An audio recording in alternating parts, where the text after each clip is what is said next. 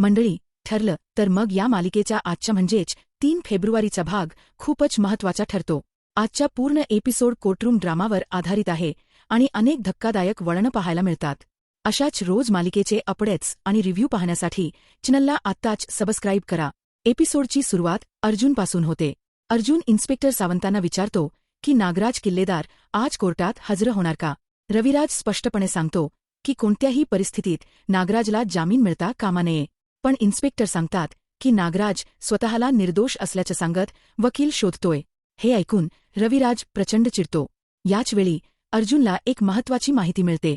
2 दिवसांपूर्वी महिप्त शिखरेला विशाखा प्रभू नावाची वकील भेटायला आली होती. रजिस्टर तपासल्यावर ते नाव नोंदलेलं असतं. अर्जुन विचारात पडतो, कारण त्यांच्या ओळखीच्या वर्तुळात अशी वकील नाही. इथेच प्रेक्षकांना शंका येते की हा वेषांतराचा प्रकार असू शकतो. इकडे अस्मिता सचिनचा ट्रॅक दाखवतात.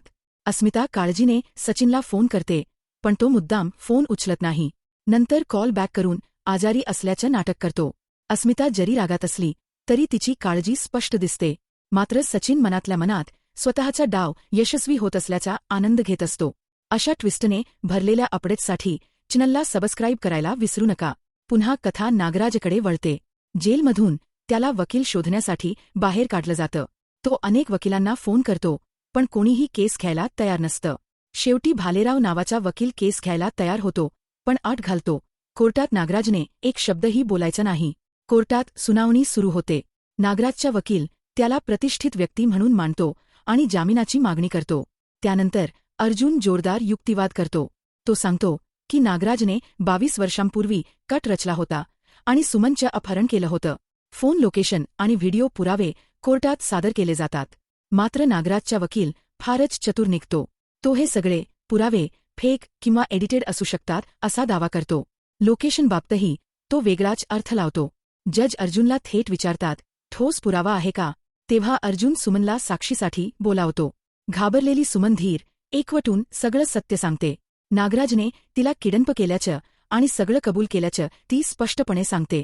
नागराजचा वकील उलटतपासणी करत दबावाचा आरोप करतो, पण सुमन ठाम राहते. जर तुम्हाला असे डिटेल्ड रिव्ह्यू आवडत असतील तर चॅनलला सबस्क्राईब करा.